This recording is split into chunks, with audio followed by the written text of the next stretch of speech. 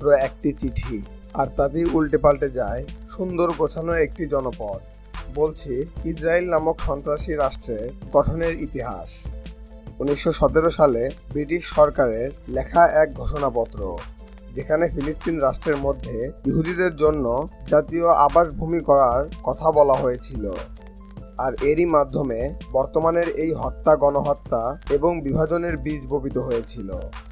এই ঘোষণাপত্রের কারণেই ফিলিস্তিনিদের জন্য তারা গণহত্যা, বিতাড়ন, অনিশ্চয়তা এবং অন্ধকারকে বরাদ্দ করেছিল। তথ্যাবলীর এই পর্বে ইসরায়েল নামক সন্ত্রাসী রাষ্ট্রটির গঠনের ইতিহাস সম্পর্কে বিস্তারিত আলোচনা করা হবে। ভিডিওটি শুরু করার আগে বলে রাখি, আপনি যদি আমাদের চ্যানেলে নতুন হয়ে থাকেন তবে চ্যানেলটি সাবস্ক্রাইব করুন এবং ভিডিওটি ভালো লাগলে একটি লাইক দিতে ভুলবেন না। প্রথম বিশ্বযুদ্ধের পর অটোমান সাম্রাজ্য পরাজিত হলে ফিলিস্তিন রাষ্ট্রটি ব্রিটিশদের হাতে চলে আসে। সে সময় এই অঞ্চলে আরবরা ছিল সংখ্যাগরিষ্ঠ এবং ক্ষুদ্র কিছু ইহুদি জাতি এখানে বসবাস করত।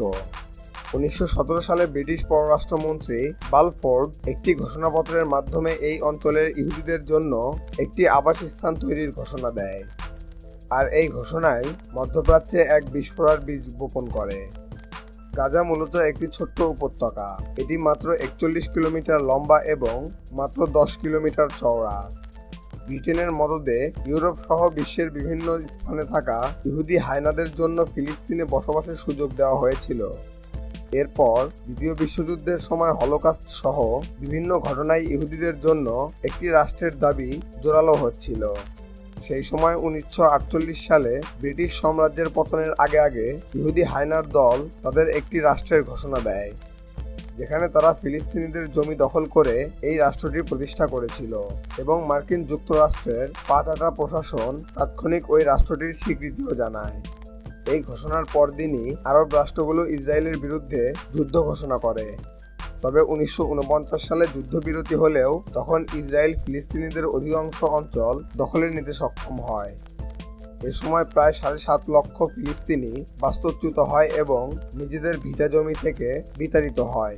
আর ওই ভিটা জমি দখল করে নেয় বর্বর ইহুদি হায়নারা। এরপর থেকেই লাখো ফিলিস্তিনি বিতাড়িত হয়ে মানবেতর জীবনযাপন করছেন। 1947 সালে জাতিসংঘ ফিলিস্তিনকে দুইটি রাষ্ট্র হিসেবে বিভক্ত করার জন্য প্রস্তাব করেছিল। সেখানে একটি ইহুদি এবং অপরটি আরব রাষ্ট্র। তবে অধিকাংশ আরব দেশ সে সময় এই প্রস্তাবের বিরোধিতা করেছিল, কেননা সংখ্যালঘু ইহুদিদেরকেই বেশি ভূমির মালিক বানানো হয়েছিল।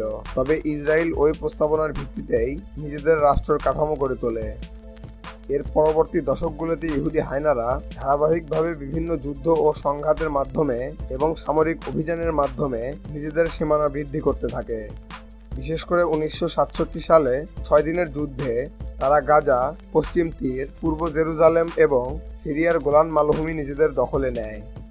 1905 সালে তারা নামমাত্র সেনা প্রত্যাহার করলেও বর্তমান গাজার আকাশ, সমুদ্র এবং স্থলসীমা নিজেদের আয়ত্তে রেখেছে তারা।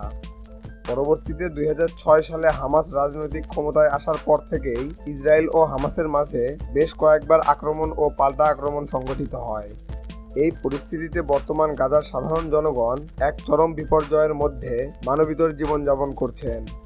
তাদের এই ইতিহাসের পিছনে রয়েছে উপনিবেশিক স্বার্থ, আঞ্চলিক রাজনীতির এক ভয়ঙ্কর ষড়যন্ত্র এবং আরব ও পশ্চিমাদের ভয়ঙ্কর খেলা। সর্বোপরি ফিলিস্তিনিদের জন্য দোয়া এবং পশ্চিমা ইসরায়েল সমর্থিত পণ্যগুলো বয়কট করার অনুরোধ রইল।